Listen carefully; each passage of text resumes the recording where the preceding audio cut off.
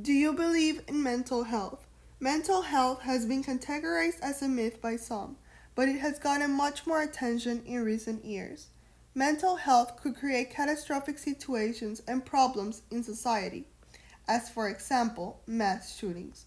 Many studies believe that mental health could be responsible for mass shootings. Small school shooters demonstrated signs of being mentally ill. Over the last years, the number of mass school shootings throughout small towns has risen. There are many factors that contribute to a school shooting. First of all, guns are more accessible in smaller towns. Furthermore, many families are owners of guns. A debate platform states that the causes of school shootings are more likely because of mental health problems, which is affected by the culture of violence and school bullying. Bullying is the ongoing abuse and mistreatment of someone vulnerable by someone stronger. The culture of violence is when kids get exposed to explicit video games or movies that may contribute to some violent behaviors. Culture of violence and school bullying can cause mental health problems, especially in young and vulnerable minds.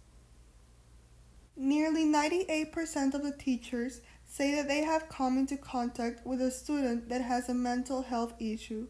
79% of the students were aware with someone with depression, and 64% were aware of a pupil that harms themselves. Mental health issues can take control of the life of a human being. Most humans are not aware or capable of processing their feelings healthily and stably. For example, many of us look for ways to escape our reality by gambling, drugs, alcohol, and many other toxic habits. The kids who have mental illness and problems want to avoid the hard and hurtful reality also. The big difference is that we're dealing with students that have a severe mental illness. They have even more difficulty expressing and coping with their feelings. Students with critical psychological issues do not reflect on the consequences that violent actions like mass shootings could bring. They only want to release the pressure that they contain. Initially, it does work. Eventually, they start believing that they need more of the substance. It is the start of the addictive, terrifying pattern of violence. What schools try to focus the most when a school shooting takes place is a commonly used protocol for a school shooting, which is to close the door and hide with the lights turned off when the situation starts to take place.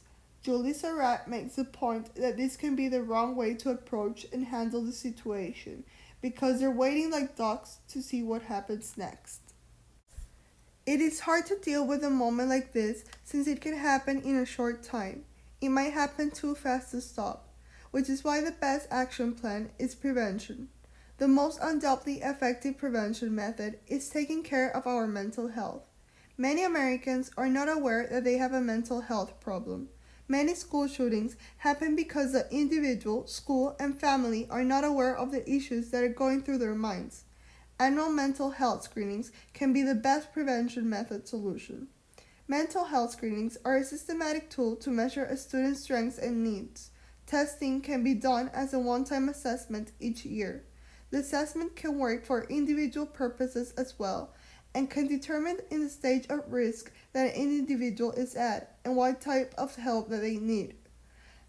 There are three different tiers or categories. There are many factors that can contribute to a school shooting. Bullying, access to guns, and exposure to the culture of violence are all linked up to mental health.